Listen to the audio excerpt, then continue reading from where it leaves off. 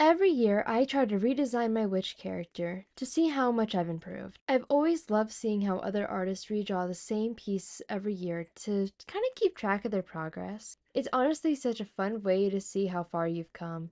And it's kind of like a little spot the difference game, but with your own art.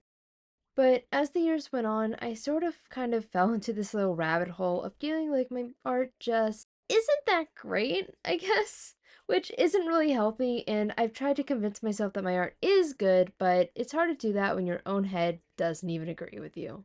And it got so bad that I didn't even finish my design last year. Like, I finished it, I just never posted the splash art because I never finished that part of it. I broke my 3 year streak last year, but now I'm back and I'm ready to reclaim my honor of 4 years. So let's see how it goes. One of the things I think is the biggest culprit of this is definitely getting stressed out with my own art. It takes away the fun from it, which is something that shouldn't really be happening with something that brings you joy. And over the past year, I've tried my best to kind of reclaim that joy, if that makes sense. So, in this video, I'm going to be talking about my design process and how I've kind of not necessarily overcame the fear of perfection, but kind of finding ways to make it less scary, if that makes sense. So, grab your coffees or your Halloween costume and let's get into it.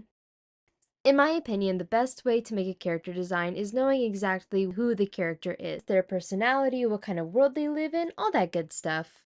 So the first thing I always do with my designs is try to figure out what I actually want it to be.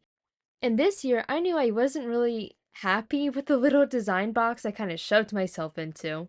I always told myself she was going to be this cottagecore witch, but I don't really like don't get me wrong. I still love that aesthetic, but I've kind of changed over the years. My taste is a lot different now. And I'm not really feeling the whole vibe for her anymore. So this time around I pulled a lot of inspiration from Arcane. Mostly Mel because like I love her design, it's so good, and a little bit from Genshin Impact. So now that I'm redesigning her, I decided that instead of her living in a cottage in the middle of the woods like any typical witch, I wanted her to live in a magically advanced city.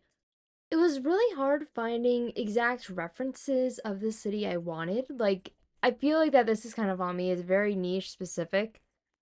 I guess the best way to describe it is a little bit of Fontaine and Piltover. Like, I feel like it's a little bit bigger than Piltover with like not as much technology, they rely more on magic, if that makes sense. After deciding what I wanted the design to look like, at least on paper, I made a list and started sketching out some good old concept designs for her clothes.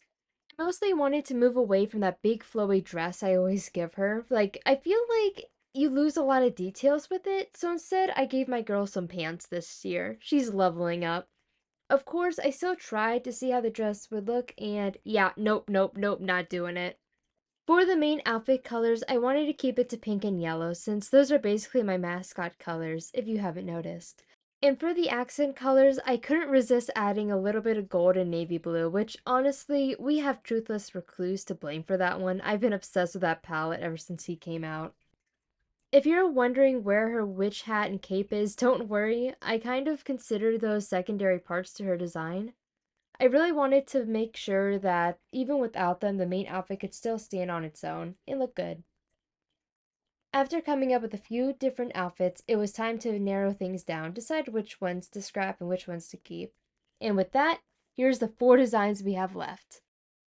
Next step is finalizing the main outfit design.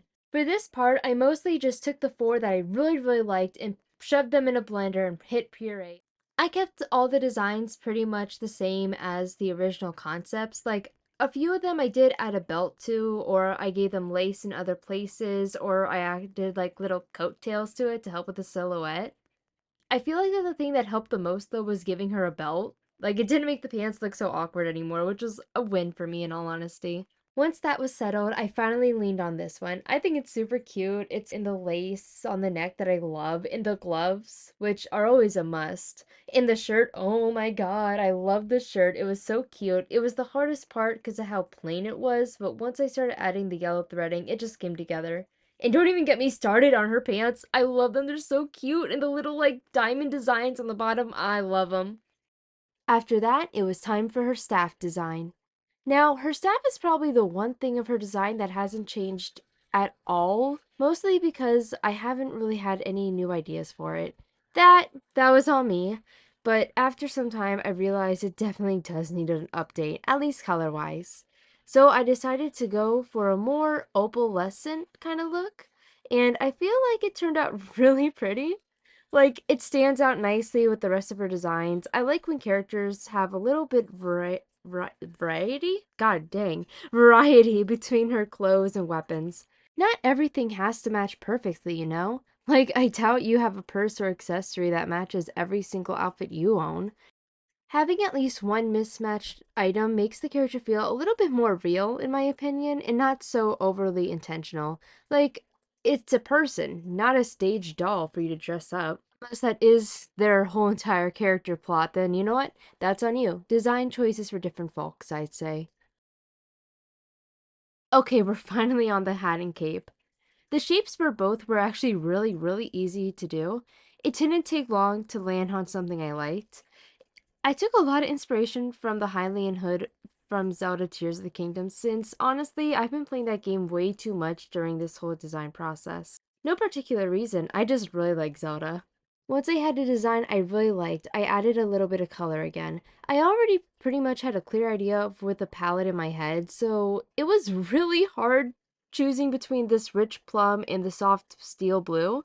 And oh my god, it was so hard narrowing it down. Why was it so hard? I ended up having to do a YouTube poll and Instagram poll to see if you guys could help me. And it turns out about 75% of you like the purple hood, so I can't argue with the numbers. That's her design now. The people know what they want. After that, I went and added in some gold embroidery and detail, and I decided to make the inside of the cape kind of look like a little like sunset because I was really inspired by Stolas's Galaxy cape from season 1 of Hell of a Boss. Just because like it's really pretty, let's be honest. After that, I made sure to go through and change any colors I needed to, add in any extra details I wanted to, fix anything that wasn't supposed to be there, all that good stuff. I basically used this as a character sheet because I was not going to draw a full-blown one for this small project. And also, I'm lazy. I have a deadline to do. I don't have that much time. Okay, the splash art. It was the hardest part. I mean, like, concepts are really easy. I know they don't have to be perfect, they just have to get the idea across. But finals? That's where I start overcomplicating everything. Honestly, the pressure of making things perfect is exactly why I never finished last year's Witch. One of my biggest issues when finalizing a design is trying to force things to work. I stress myself out way too much trying to make everything look perfect, and I lose sight of the fun part. Which obviously, stressing yourself out over something that's supposed to bring you joy doesn't exactly make you want to do it anymore. Thing I've learned with perfectionism is that it will eventually look quote unquote bad because you're going to keep improving. No matter how perfect something feels right now, future you will look back at it and see things you could have done better. You'll never make something that stays 100% perfect in your mind forever because that's actually a good thing. You can still be proud of what you made, of course, and how far you've come, but growth means you'll have to find new ways to improve. If you look back at something and nothing's wrong with it, it means you've never improved or learned anything new. I remember being like 14 years old and drawing like hundreds of anime girls in my sketchbook and being really proud of it. And looking back at those sketchbooks, I see it and think, oh my god, my anatomy was so off. Why does her face look like that? Why is her arm so long? Oh my god. But at the same time, I'm also really proud of myself to be able to draw that much. Now I feel like it's so draining whenever I have to sit down and make massive projects like this. And I honestly miss that. One thing that I found that really helped was sketchbooking. I've been sketchbooking a lot lately. Actually, I just finished one recently. Expect a sketchbook tour soon if I can get to it. When I draw my sketchbook, I know 100% it's just a concept space. It helps me calm down, step away from my bright screen at 3 a.m., and just breathe. I can feel a lot looser with my drawings there, and I don't have to finish all of it if I don't want to. I can use highlighters, I can use colored pencils, I can experiment with it. It's it's honestly really refreshing, in my opinion. I can make stupid little doodles and be happy with it, just happy sketching for happy me, in all honesty. But back to the splash art, it was really hard trying to pose her. I ended up doing some sketches in my sketchbook to help me do some exercises for her, which really helped. I also decided immediately to overcomplicate things again and make my life harder. Because, once again, it's hard to always remember to stay calm about your art and to not overcomplicate things immediately.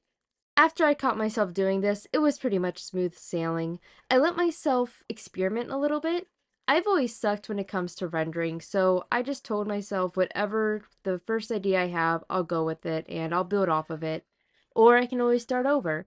It's my art, my rules, my house. I can do whatever I want. You're not stopping me. After that, it was really easy and a lot of fun drawing her. I had a lot of fun rendering her in her boots and her pants, which once again, I suck at rendering, which was really surprising when I was actually having fun with it. I think that this is definitely one of my favorite drawings I've done this year completely, and I'm in love with her. I love her design, and I hope you guys love her too. Okay, this has been very taxing on my voice. I think it's time for me to log off. Thank you so much for watching the video. I this is my first time making a long video like this, so I apologize if I run off with my sentences or if I stuttered.